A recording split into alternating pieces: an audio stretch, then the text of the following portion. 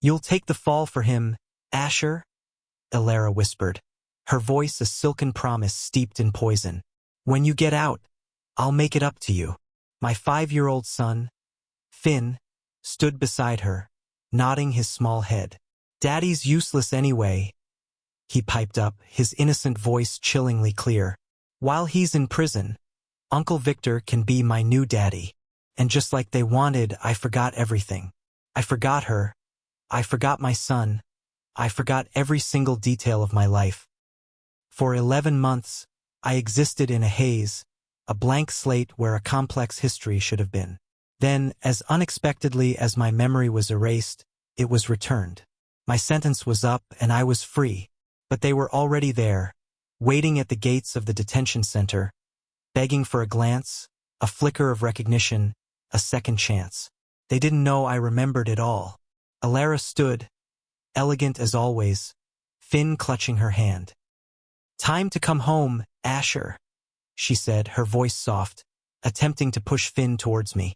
Finn helped Dad with his bags, but the boy, who was now 6, shrunk behind her, poking out his tongue. He's a criminal. He's not my dad. My dad is Uncle Victor. Mom, it's Uncle Victor's birthday today. Can't we go celebrate with him? I don't want to be here with this prisoner. Elara's face went white.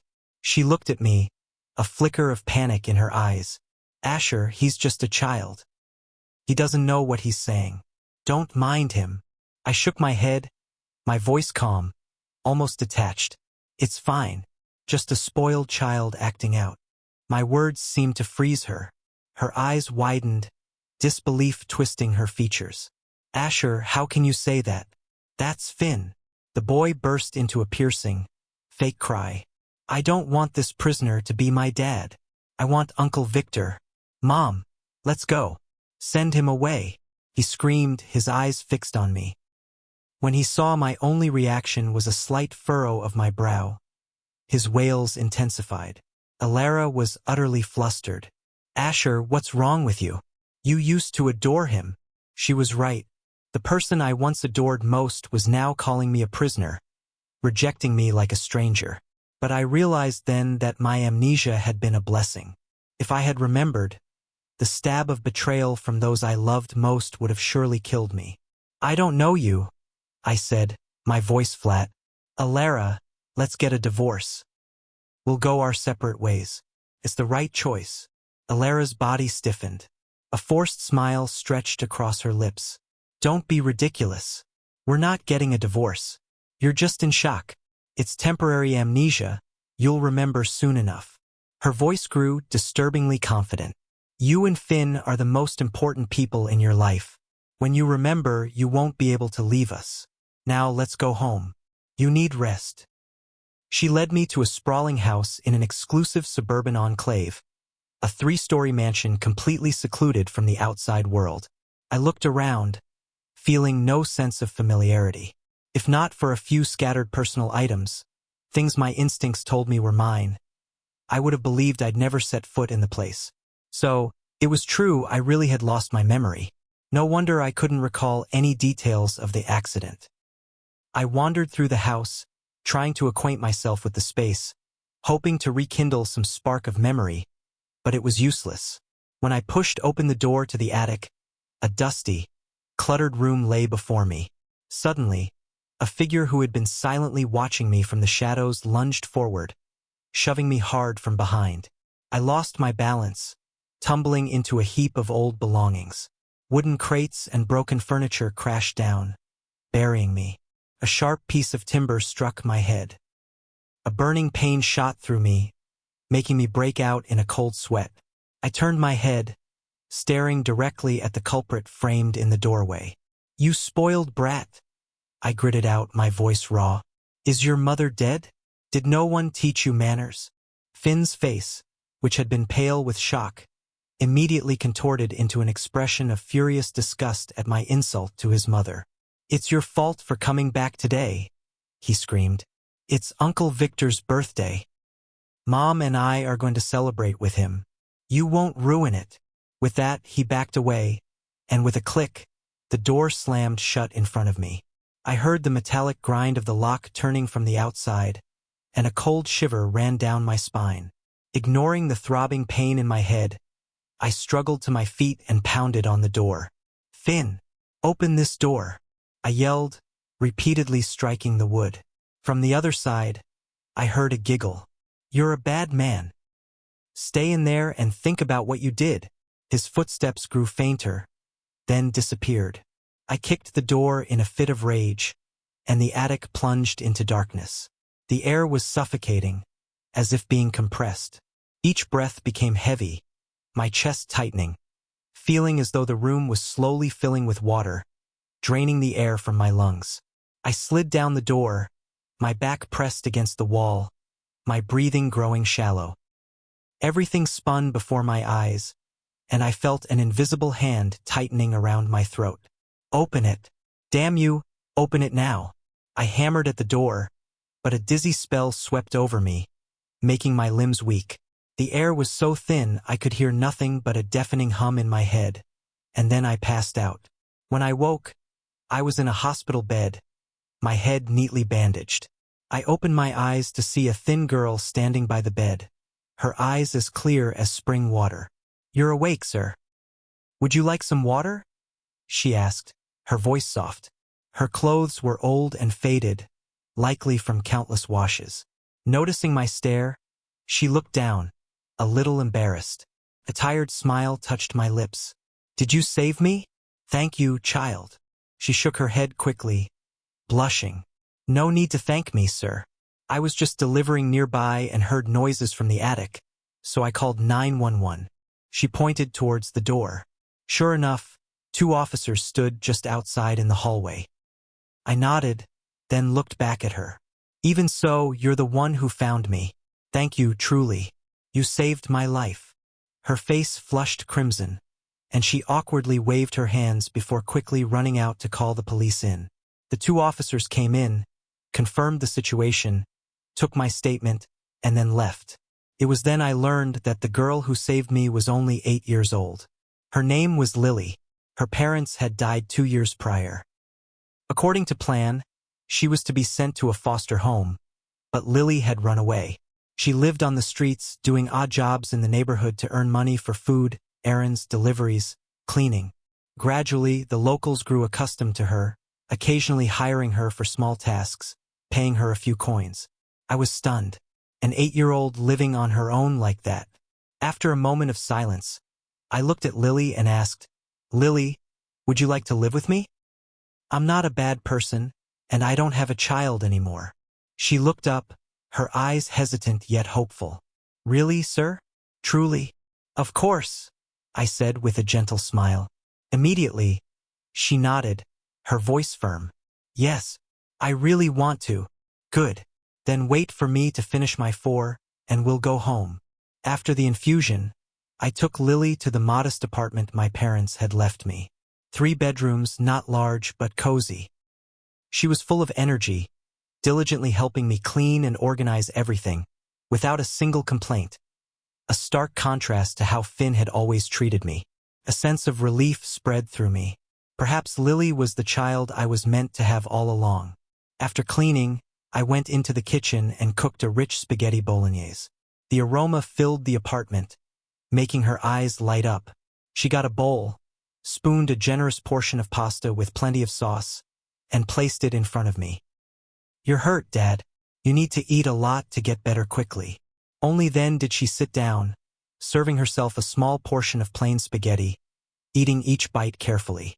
Seeing the clear difference between my portion and hers, I couldn't help but gently ruffle Lily's hair, saying softly, "I need to eat to recover, but so do you. You're growing, you need to eat more." I added a large spoonful of meat sauce to her bowl. Lily let me stroke her hair. Her face flushed, but she nodded slightly, replying, "Thank you, Dad."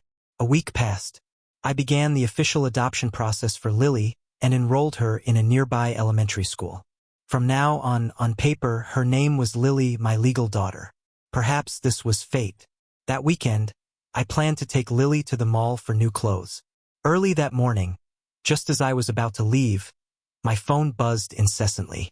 The name Elara flashed on the screen. a name I never wanted to see again. Without hesitation, I declined the call. She immediately called back twice. I ignored them. Then 2 texts arrived. Where are you? Mark said you haven't been home all week. Where did you go? I gave a cold laugh. Where did I go? She had no right to ask. I had blocked Elara's number for an entire week, and only now did she realize I was gone? If Lily hadn't heard the noise in the attic that day, I might have rotten in that house. I blocked all of Elara's accounts and contacts, then took Lily shopping. We bought several new outfits. As we were about to leave the store, Lily's eyes stopped at a display window showcasing matching father-daughter outfits. I smiled. Want to try them on? She nodded shyly. Yes, please. Okay, let's go. I changed quickly and waited outside the fitting room.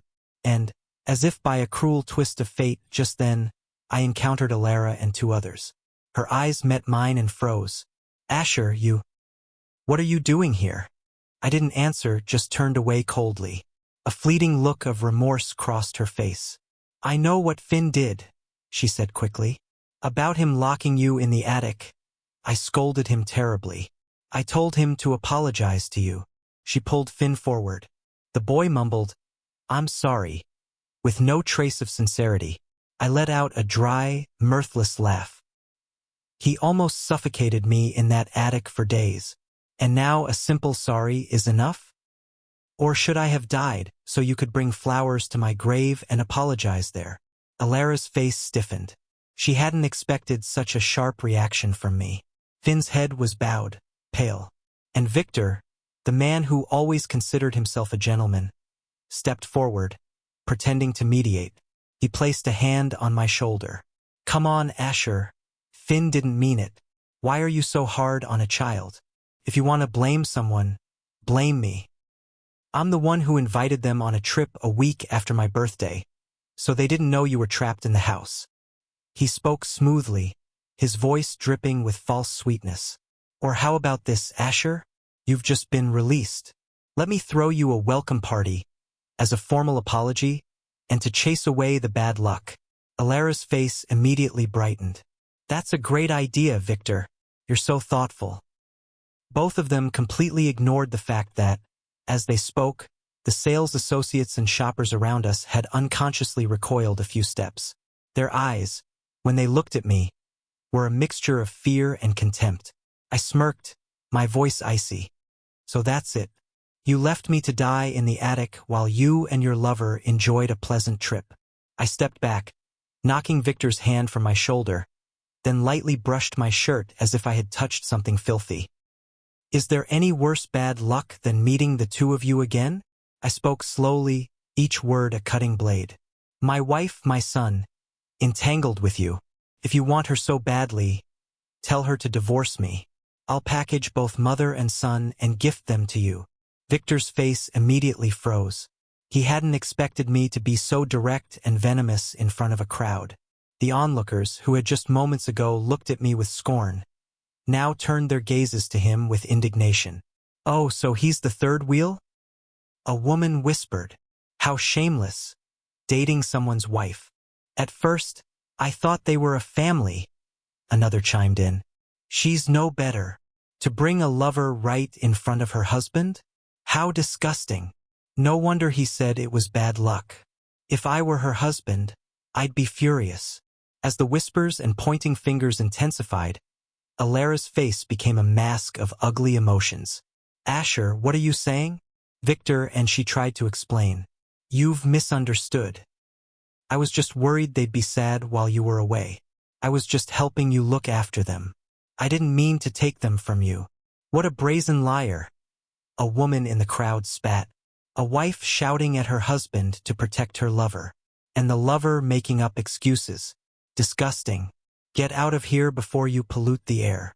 Under the wave of accusations, Elara and Victor grew increasingly flustered. Elara's face was ashen, her eyes looking at me with hurt, her hand reaching to clutch Victor's arm for support, her lips moving but no words coming out. At that moment, Finn lunged forward, his face red with anger. You can't bully Mom and Uncle Victor. Go apologize to them. He swung his small fist at me. Before it could connect, a small blur darted out and pushed him aside. "Are you okay, Dad?" Lily, though small, stood protectively in front of me like a mother bear guarding her cub, eyeing the group with suspicion. I shook my head, stroking her hair. "I'm fine, sweetie. Don't worry." Finn scrambled to his feet, bewildered, his eyes landing on the matching outfits Lily and I were wearing. His expression changed from shock to pain. Suddenly, he lunged at Lily, scratching and hitting her. "Who's your dad? What are you saying?" "He's my dad." He tore at her new shirt. "You're not allowed to wear matching clothes with him. Get lost. Go away." Lily, thin and delicate, couldn't withstand Finn's chaotic fury. I stepped forward, grabbed Finn by the collar, and lifted him up. "Your father is over there," I said, pointing towards Victor. "Don't confuse us." I pulled Lily into my arms, then looked at Elara. "Control your son. If he does anything else, I'll call the police." Elara's face grew even darker. "Asher, he's your son." Lily tightened her arms around my waist and looked at them defiantly. "He's my dad."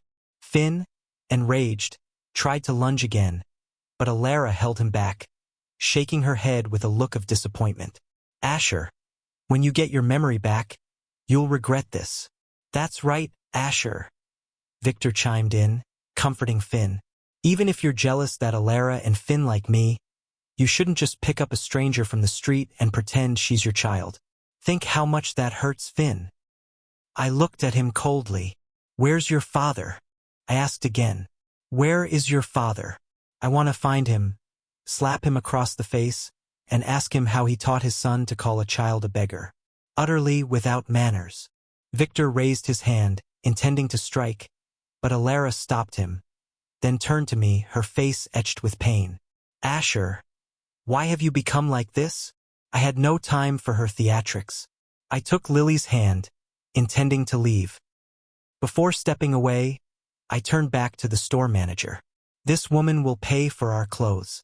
Her son tore my daughter's shirt, so she must replace it. And my clothes are for emotional compensation." Behind me, I heard Finn's choked screams. "I don't need you if you don't remember me. I don't want you anymore." I gave a faint, cold smile, not bothering to turn around, and walked out of the store. Back at the apartment, Lily's head was bowed, her voice trembling with remorse. "Dad, I'm sorry. I made him sad. Maybe you should go see him." I sighed, looking at her helplessly. "This has nothing to do with you. He was the one who started it. Is it wrong to protect my own daughter? Besides, he was the one who said he didn't need me. He's not lacking for attention." I gently lifted Lily's chin, examining the long scratch on her neck. "And this scratch is so long. Does it hurt?" I took out the first aid kit, carefully cleaning the wound. When the antiseptic-soaked cotton touched her skin, the tears Lily had been holding back finally streamed down her cheeks. That evening, I received a call from an unknown number. I answered. It was Elara, using her housekeeper's phone. "Asher, Finn is sick. Do you hear? He's sick. Aren't you worried? Aren't you coming to see your son?" I replied dryly. "I'm not a doctor. Do you think if I just look at him, he'll get better? If there's nothing else, I'm hanging up." Just before I disconnected, I heard a child's fake sobs on the other end, but I didn't care. It no longer concerned me. Another week passed. That evening, I cooked my signature honey-glazed ribs for Lily. She happily pulled the meat from the bones, smiling as she said, "Dad, your ribs are the best. This piece is so good, try some." She picked up a piece of meat and held it to my mouth. As I leaned down to bite, a memory suddenly flashed back. The old Finn, begging me to make a whole tray of ribs, then bringing them to Victor. I remembered Victor's face then, frowning in disdain, saying that rich people didn't eat such greasy, cheap food. And Finn, without a moment's hesitation, had thrown the entire tray of ribs I'd spent hours preparing straight into the trash. I paused, a dark cloud briefly passing over my eyes. Just then, the doorbell rang. I stood up and opened it. Elara stood outside, clutching Finn's hand. The boy was silent, his eyes wary as he glanced into the apartment, while she held her head high with a hateful confidence. "It's time, Asher," she said firmly. "I believe you remember everything now, don't you? Finn and I have come to take you home." I stared at her coldly, intending to slam the door shut, but Elara reacted quickly, shoving her hand into the gap, her eyes wide with panic. "No, you still don't remember?" she said, as if unable to believe it. "It can't be. I calculated everything carefully. You were supposed to remember today. How can you not remember anything about us?" She looked directly into my eyes, as if searching for a flicker of familiarity, but all she saw was cold disgust. Real fear began to seep into her gaze. "Asher, you're pretending, aren't you?" she pleaded. "You're just angry at Finn, so you're ignoring us, right?" I didn't bother to answer. Finn seized the opportunity, lunging forward and wrapping his arms tightly around my legs. "Dad, I'm sorry. Please, come home with Mom and me." I calmly peeled his hands away. "I am not your father. Your father is Victor. You said so yourself." Finn's face turned ashen. Elara stared at me, stunned, then whispered, You're disowning Finn?" Then, like someone losing her mind, she mumbled, "Where did I go wrong? What exactly went wrong?" A second later, she gripped my arm tightly, her voice full of determination. "You have to come home with me right now. I'll help you restore your memory. Let's go, we're going home." She pulled hard on my arm, but I yanked it back. In the struggle, Lily ran over, screaming, "Let go of my dad!" She threw a rib bone, still covered in sauce, directly onto Elara's hair, splattering red sauce across her face. Ignoring her greasy hands, Lily balled her fists and punched the woman repeatedly. But Finn paid no attention to the scuffle, his eyes fixed on the steaming plate of ribs on the dining table, his eyes red, his voice trembling as he wailed, That's my special ribs." "Your ribs?" Finn cried, his voice breaking between sobs. "Why did you make that for someone else? Why? It's my favorite dish." He was in profound agony, tears streaming down his face, but I merely looked at him coldly. "It's just a plate of ribs. I'll make them for whoever I want. Lily likes them. I'll make them for her every day." No, it's my favorite." Finn cried even louder, his sobs heartbreaking. A surge of irritation rose in me. I shoved Elara's hand off me. "You came at just the right time. Sign the divorce papers. Assets split 50-50, house and car. You'll raise Finn, and I'll provide regular monthly support." I went inside and brought out the prepared divorce documents. But Elara didn't even look, just shook her head resolutely. "I won't sign. You've just lost your memory. I'll make you remember, Asher. Just wait for me." With that, she pulled Finn, who was still sobbing, and walked away. For a few days I didn't see them. Until the next day, when I sent the divorce papers by express mail to her parents' house. That afternoon, after returning from errands, I opened the door to find Elara sitting in my living room. "Get out," I said coldly, not bothering to look at her. In my mind, I already resolved to change the locks first thing in the morning. But Elara pretended not to hear me. Her eyes stared at me, a strange, intense gaze. "Asher, I found a way to help you recover your memories." Her voice was low, urgent. "If I just hypnotize you one more time, you're sure to remember everything." She smiled, a confident, chilling smile, exactly like before. But she herself realized she had let something slip and stopped. Still, I had heard enough. I narrowed my eyes, my voice sharp. "Elara, are you planning to commit a crime?" She ignored me, deliberately stepping closer, her eyes wild.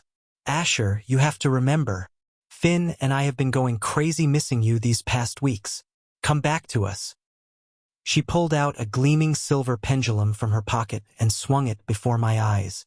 Just a few seconds later, my vision blurred, everything spun, and I fell onto the sofa, sinking into a stupor. Everything was hazy, like a dream, But that dream was just an endless void. I saw nothing, merely slept in the emptiness. A voice called my name, slowly drawing me awake. I opened my eyes to see Elara's face close to mine, her eyes red-rimmed, her hand tightly gripping mine. "Asher, do you remember now?" she asked, trembling with hope. "I'm your wife. We've loved each other for 10 years. Look, here's our wedding photo." She held the picture before me. I pushed her hand away, my voice firm. "Elara, if you don't leave right now, I'm calling the police." Clink. The photo frame fell to the floor and shattered. "You still don't remember?" she whispered, panicked. "It can't be. Can't. I did the hypnosis myself. How could it be wrong?" She mumbled, completely disoriented. "No, it can't be. I must have made a mistake. I have to do it again." She took out the pendulum again, intending to start over. I'd had enough. I slapped her across the face with an open palm. "Enough! Get out!" She was completely unhinged. I dragged her out of the house, threw her outside, and slammed the door shut. Then I immediately called a locksmith. I hadn't had a chance to tell Lily. When she came home from school and found the locks changed, she sat huddled by the door, clutching her backpack, her eyes red like a rabbit's, thinking I had abandoned her. The truth was, I had just gone out to meet a friend, someone I'd been meeting daily that past week. But just a few days later, when I was slightly less vigilant, Lily came home covered in bruises. She kept her face down, avoiding my gaze, trying to hide her injuries under her sleeves. When I pressed her, she quietly replied, I just got into a fight with some kids at school and got beaten up." I looked at her, offering a strained smile. "Do you think you're the type to pick fights?" Lily remained silent, then finally bowed her head, saying nothing more. "Promise me you won't get angry, Dad," Lily whispered, her eyes welling up. I narrowed my eyes. "Tell me." She bit her lip. "It was Finn. He saw you hadn't gotten your memory back, and that you picked me up from school every day. So he got jealous. He thought you wouldn't come home because you have me now. So he hired some older kids to ambush me after school and tell me to stay away from you. I didn't listen, so they beat me up." I froze, a fiery anger blazing in my chest. That brat dared to hire people to bully my daughter now? I held Lily's hand, saying sternly, "My daughter, I know you're not a fighter, but when someone hurts you, you have to fight back. Do you understand? Your teeth, your nails, anything can be a weapon. If Finn ever does anything to you again, you hit him back just as hard." I said that, but in truth, I had already resolved that there would never be a next time. I intended to deal with Lily's injuries, then go straight to Elara to settle scores. But before I could act, they came to me first. Finn stood before Lily, his voice stammering with what seemed like remorse. "I'm sorry. I shouldn't have hired those kids to scare you, and I shouldn't have let them hit you. It's my fault. Will you come home with us?" He stepped closer, offering his hand as if to atone. "If you're angry, just hit me. I allow it." Lily shook her head, her voice soft but firm. "I don't hit anyone. Dad doesn't like kids who fight. I want to be Dad's good girl." Finn grew more frantic. "I'll be good too." "I didn't mean to. It's just, you stole my dad." Lily tilted her head, replying naturally. "But when I found Dad, he was in a dark, dirty place in the attic. I found him myself. No one helped. He's my dad." She paused, then added, "The doctor even said Dad had severe claustrophobia, and if he had been locked up any longer, it could have been life-threatening." She turned to look at Finn and Elara, asking innocently, "What is claustrophobia? Do you two know?" Finn fell silent. He wanted to argue, but then he remembered that he was the one who had locked his father in the attic for days. He had abandoned his father, while Lily had saved him. Realizing this, Finn's eyes reddened, tears welling up. Meanwhile, Elara stood motionless, her eyelashes fluttering, her voice distant. "Asher, since when did you have claustrophobia?" "How did I not know?" I replied calmly. "Since I was released from prison." The statement made Elara freeze, a flicker of remorse crossing her face. Then she took a step forward, pleading, "Asher, please come home. Finn and I will make it up to you. I promise if Victor ever bothers us again, I'll send him away, never see him again. I'll find the best doctors to help you recover your memory. Our family will be happy again, just like before." Finn nodded frantically. "Yes, from now on, you're my only dad. Dad, I promise I'll be good." I nearly burst out laughing. Did they have any self-awareness at all? I pulled Lily close, my voice icy. "I don't need that. I already have a family. Besides, are people like you even worth remembering?" Finn burst into tears, but this time he bit his lip, trying to swallow his sobs. The tension in the room was suddenly broken when the front door burst open, and a man rushed in, his face pale with panic. "Elara, help me!" It was Victor. He lunged towards her, his face ashen.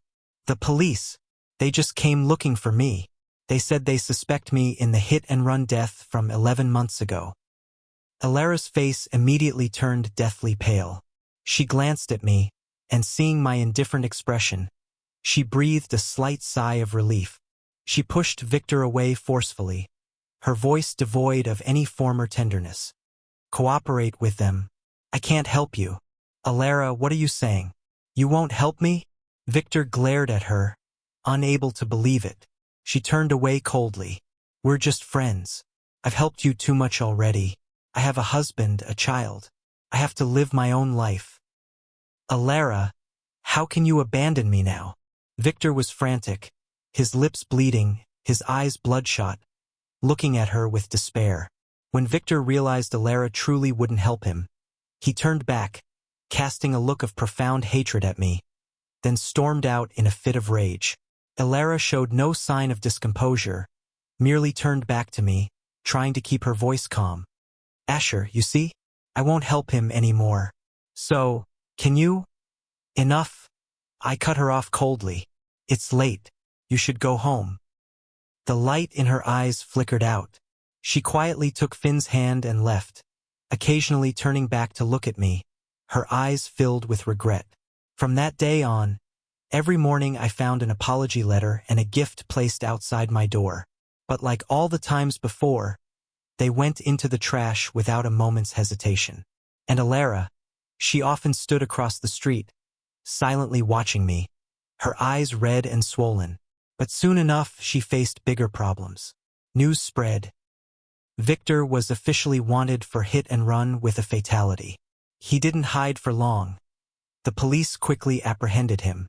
A few days later, as I left the police station, Elara was waiting right outside.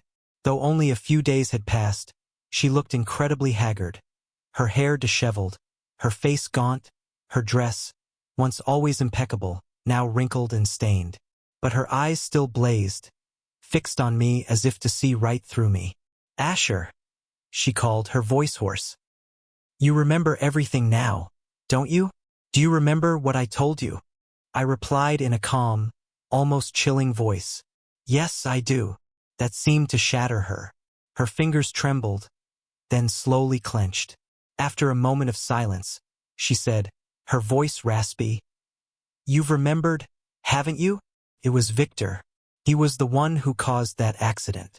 That's why you came to the police station to testify against him, right?" I didn't deny it. Elara's eyes shone. Then she trembled as she asked, "What about me? Do you remember me?" Her face was filled with desperate hope. "Yes," I said slowly. I remembered the joy that swelled on her face, but before her smile could even bloom, I extinguished it with a cold splash of reality. "I remember you perfectly.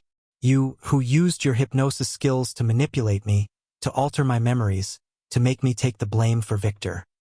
I also remember you are the reason I developed severe claustrophobia, so bad that I can barely function now."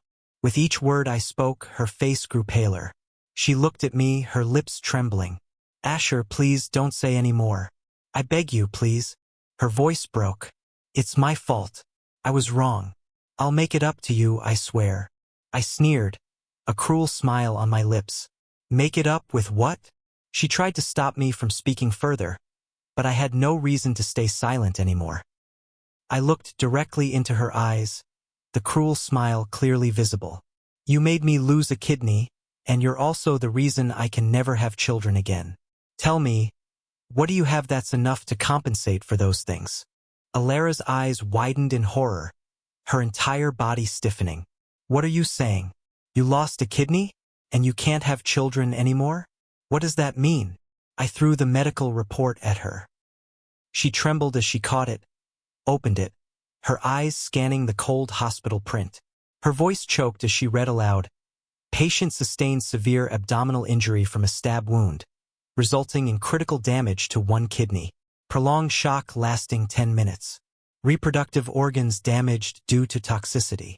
Her voice was trembling, almost a whisper. Why? Why didn't I know? How could this be? She looked up, tears streaming down her face. Asher, I didn't know anything. I had no idea that happened to you in prison. Seeing that weak repentance, I merely scoffed. You knew everything. You knew how powerful the victim's family was. You knew perfectly well that if I went to prison in his place, they would torture me to death. Yet you still let me go because you wanted to protect him. You know what? They bribed the guards to make my life hell. They never intended for me to walk out of there alive. Elara trembled violently, tears falling onto the cold concrete.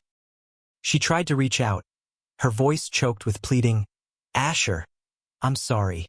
I know I was wrong. It's my fault. But please, can you forgive me? Can we start over? Start anew. I avoided her hand, my eyes as cold as ice. You destroyed my life. Do you think I can forgive you? Her voice caught. What about Finn? If not for me, then for our son. What about Finn? Are you going to abandon your own son? Elara asked, her voice cracking. Yes, I replied, my voice cold and full of contempt. He said with his own mouth that he wanted Victor as a father. I'm just giving him exactly what he wanted. And you never corrected him, did you? Which means you agreed with him. Hearing this, the last spark of hope in Elara's eyes died, leaving behind a look of utter emptiness and despair. Of course I couldn't forgive her. It had never been that simple. I still vividly remembered the time I lay in the prison infirmary, teetering between life and death. The guard in charge had called Elara. When he introduced himself, her only reaction was an exasperated sigh. Then she said coldly, "Then make sure he's properly rehabilitated." And from the background of the phone call, I heard Finn's joyful cheers, celebrating that Uncle Victor now had a new life. I had done nothing wrong, but because I loved Elara, I had to suffer a tragedy that was not mine. The woman I had spent 10 years of my life loving, upon learning her ex-lover caused a fatal accident, chose to drug me, hypnotize me, and throw me in prison in his stead. So, for what reason should I forgive her? I turned to leave, but just then I saw Finn standing behind me, his face drenched in tears. As I walked past him, he softly whispered, "I'm sorry." I took a deep breath but didn't reply, leaving my final words for Elara. If you want to know the whole truth, go to the police and watch the surveillance footage. I have nothing left to say to you. And she did. Elara went to the police demanding to see the footage. Only then did she understand why I was also present at the scene of the accident, and why it was so easy for them to pin the blame on me. That day, Victor had deliberately driven to find me. He came to gloat, to provoke me, to tell me that my wife still had feelings for him, that my son wanted him as a father. He mocked me for not being able to keep my family together. I couldn't take it anymore. I lunged at him, tackling him to the ground, and perhaps that punch drove him mad. Victor scrambled up, got into his car, started the engine, and screamed like a lunatic. Even if I kill you, Elara and Finn wouldn't care. Then he laughed maniacally, slammed on the accelerator, and sped straight towards me. I barely managed to dodge, diving out of the car's path in the nick of time. The car skidded, lost control, and slammed directly into an innocent pedestrian. If Elara had just watched the footage then, if she had just taken one look before helping him destroy the evidence, she would have seen the whole truth. But no, she was too blind, too determined to protect a killer, especially after knowing how powerful the victim's family was. She chose to ignore it. When she rewatched the video, Elara trembled uncontrollably, tears streaming down her face, her eyes empty, filled with bottomless regret. Finn sobbed, his voice broken. "No wonder Dad won't forgive me. It's all my fault. I'm sorry." Suddenly, Elara, in her despair, lunged at Victor, who was now handcuffed. She slapped him repeatedly, then kicked and punched him in a frenzy. "You dared to try and kill Asher. You bastard. Why? Wasn't I good enough for you? Why did you have to destroy my family? Die, you animal. D." In moments, Victor hunched over, groaning, his body convulsing in pain. 2 officers had to rush to pull them apart. Elara's eyes were now dull, like someone deranged, her voice shrill. "It's your fault. It's all your fault." Victor suddenly stopped, no longer feigning pain. His eyes were cold and contemptuous. "Aren't you ashamed, Elara?" He spat out each word. "You loved it, didn't you? Having 2 men fight over you. You're a sick, twisted woman, and now you dare to blame me?" He laughed crazily. "It's all your fault. You're the one who let him go to prison in my place. If anyone deserves to die, it's you. Maybe if you died, he might even forgive you." All strength left Elara's body. She sank to the floor, her entire body trembling, her hands limp, her eyes empty, staring into the void. "Yes, you're right." Elara gave a faint, trembling laugh. "I deserve to die. We both deserve to die." She closed her eyes, gently stroked Finn's hair one last time, then turned to the police. "Please take my son home." Then she looked up, directly at the officer, her voice empty and chillingly calm. "I want to confess. I wasn't surprised when I heard that Victor and Elara were both sentenced to prison. My lawyer said he was amazed at how smoothly everything went. He had thought proving my innocence would be incredibly difficult, especially since I had once pleaded guilty. But when Elara confessed, she also admitted to using illegal hypnosis. That single statement immediately cleared my name. I was no longer the culprit but a victim. In fact, from the very first time after my release, when Elara inadvertently mentioned the word hypnosis, I became suspicious. That was also why I often went out. The friend I met frequently during that time was both a lawyer and a hypnotherapy expert. As soon as my memory fully returned, I, along with my lawyer, filed a petition for retrial, and finally, the truth was revealed. Elara and I were officially divorced. She voluntarily signed, relinquishing all assets to me as a form of atonement. To minimize the psychological impact on Finn, she even implored me to take legal guardianship of the boy, changing his surname to mine. Now, Finn lives with his paternal grandparents in the old mansion, while Lily and I live in my small apartment. We don't interfere in each other's lives. Perhaps that's for the best. But during the time I was busy gathering evidence, I had inadvertently neglected Lily. She started coming home later each day. When I went to her school, the teacher said she wasn't there. She would sneak home late at night after I had gone to bed. I threatened to ground her. She apologized, frightened, promising to be good. But the next day it was the same. By Friday, I decided to pick her up myself. As I opened the door, I saw Lily running towards me. Her backpack bounced on her back, and she clutched a small box. "Dad, this is for you," she cheered, her face radiant. "I wish you happiness and a long, joyful life." I opened the box. Inside was a cheap-looking but clearly new watch, which must have cost over $100. I frowned. "Where did you get the money for this?" Lily blushed, scratching her head. I washed dishes for the restaurant owner. He paid me $20 a day. I wanted to buy you a really expensive watch, Dad, but I'm small so they don't pay me much." She looked up, her clear eyes sparkling.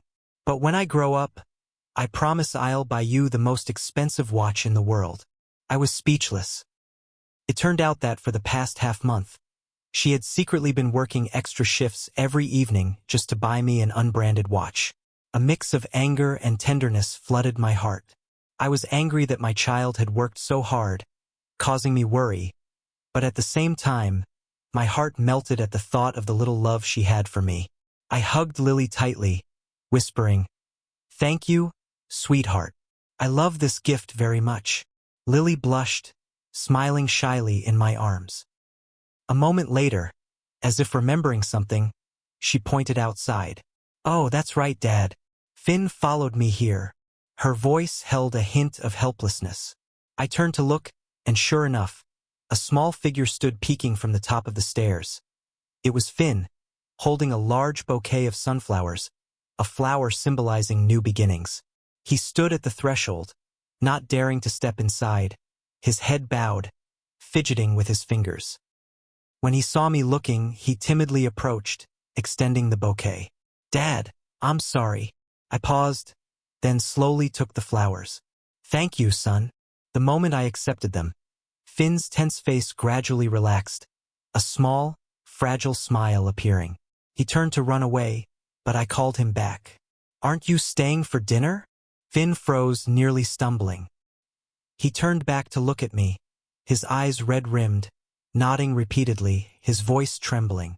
Yes, I want to stay for dinner with you." I smiled and told Lily to pull her brother inside.